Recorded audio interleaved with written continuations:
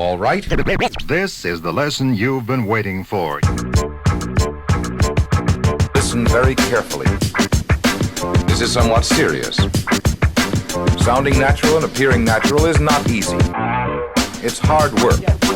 Work and practice at it. The object is to sound as smooth and professional as possible. Are you ready? Features and everything. It's like the creative, like freedom. It can be like overwhelming because, like how you're saying, it's just down the rabbit hole of endless possibilities. So okay, so there's different kinds of DJs I'm learning here. Yeah. Like I'm like, oh wait, we just took a left turn, and I'm like over here, like, oh, starting to like yeah. I'm like, creating the music. wait a minute, what happened? So let me like recap here. It's like, okay, there's people that just put their iPod in and they hit play, right? They have a playlist, like, and then they just pretend on the little things. I know that. And then there's ones that like blend the songs and do the right? That's you, the champion. And now we've gone past that into making your own music, blending everything together, right? Yeah, that's right. Yeah. You can do all three at the same time if you wanted. Oh, we live in that type of world now. Yeah. okay. So I have a question on that because I'm just creative. I paint and draw and sculpt and music, and I just can't stop. So my theory is there's no rules. Oh, yeah. No rules. There's no rules. That's what I say. But I have some friends in San Francisco that do lots of underground DJ shows and stuff. And you know, one thing they say is like, you know, DJs, we can be snobs with each other of different genres. And me, I kind of am like genre schmonre. Like I don't care about the genre. I just I love the matchup. like no fear, no rules, you know. But at the same time, they have so much more experience. I'm just learning, so I have a lot of respect and appreciation as well, and I learn from what, you know, their perspective. So I was wondering your thoughts. Yeah, on get all in that. line. Yeah, it can get snobby in certain genres, you know, especially in like certain subgenres. And I can see some DJs anger with, you know, like DJs faking it. You know, you see like certain, you know, influencer DJs or actor stroke DJs or models or whatever, and they're not really DJing, they're just pressing Carousel. Yeah, that's on a you know, on a playlist or whatever, and they're faking it. And what that does, it kind of devalues what DJs that have, you know, practiced the craft for many years and, you know, put a lot of blood, sweat and tears into it, and they get overlooked for bookings and stuff. So I don't particularly dig that kind of thing, you know, where people just fake it. You know, I'd rather just people say, right, I'm going to put a playlist on. There you go. There's my music. But rather than like, you also seen the videos, you see him like pressing all kinds of buttons and doing all of this, really overacting. Yeah. And, you know, they're not really, even the turntables aren't even plugged in. And I've seen that.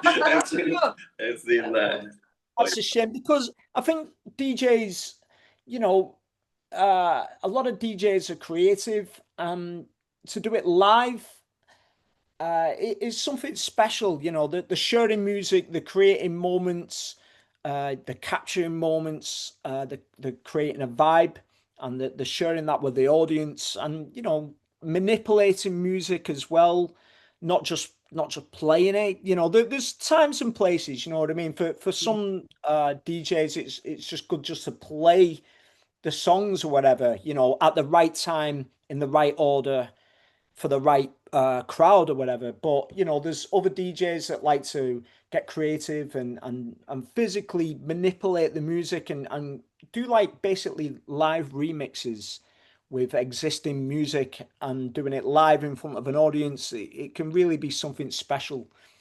Yeah. I think I just want to thank you again for giving us the opportunity, because what you do on the turntables is like, it's true artistry. I mean, it's just absolutely amazing.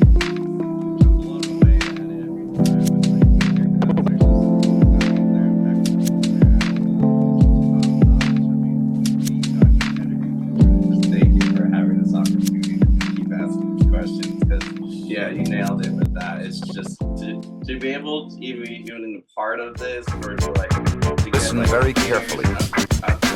This is somewhat serious. This conversation, Sounding like, natural and really appearing natural is not easy. respect the culture of It's like hard the work. actual artistry of it. Yes, It's very. It's an honor to be part of this, and yeah, it's really good to Yeah. chat to you about, you know, all of our passions. Really, you know, we're all Yeah. into music, and it's great to chat to you. But yeah, thank you very much for having us Yeah. on. Well, one of my favorites that you do is on that cycle of hope. It's about like 3/4 in, and what you're doing on those turntables is I put that on like repeat and come back to it all the time, and I'm trying to just like visualize like that cut is just insane. Yeah, I'm gonna try to keep getting it. I don't think I got it yet. But yeah, it's amazing. Absolutely. Just expressing myself, you know, in the song, you know, using certain sounds and like manipulating them sounds by scratching and stuff. Yeah. Amazing video, amazing song. It was like, Oh yeah, like one of my favorites. lo-fi with like an edge and a like certain like expression in it. It was really like original. And I messaged him at the same point, that 3/4 of the way in, and I was like, wow, this is awesome. Like, so yeah, for sure. It got me too. Like, Thank you. yeah. I wanted to ask you, what was your inspiration behind that song? I mean, it's so deep and powerful, and it's like you have that black and white film to go with it, and it's just like I wanted to kind of ask what your inspiration was behind creating that, and also like the man walking in that video, like what's on his mind that you're supposed to be representing in that? He's on a journey, and he is, you know, waiting for hope. You know, he's trying to be optimistic in a negative situation. You know, that song actually come from hardship.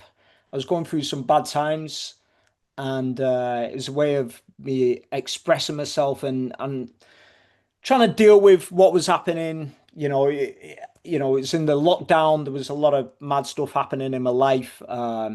You know, I was having issues at the time. I'd just been divorced, and I was having issues. You know, seeing my kids, missing my kids, and no job opportunities being a DJ, and just no job opportunities anywhere where I was living.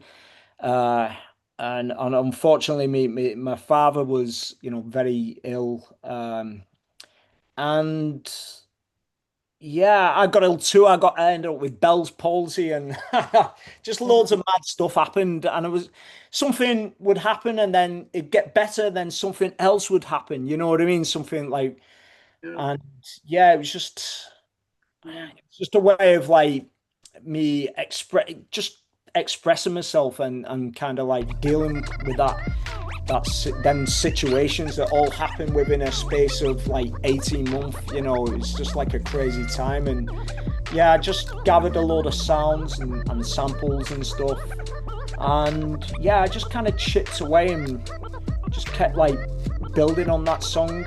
And I never thought I'd release it. I just ended up finishing it one day, and I thought, you know what, let's see if I can get this out there to the world, and you know, maybe someone else is having a crazy time or whatever, and you know, they can relate to it or whatever. And yeah, I just thought I'd get it out there and press it up on vinyl.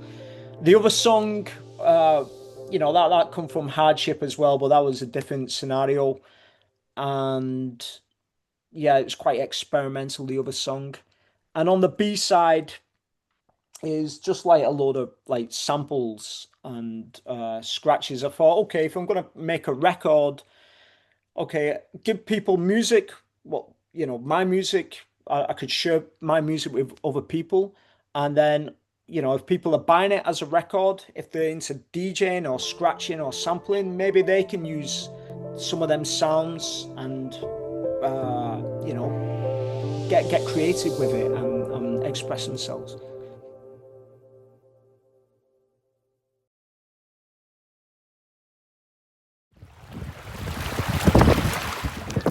God.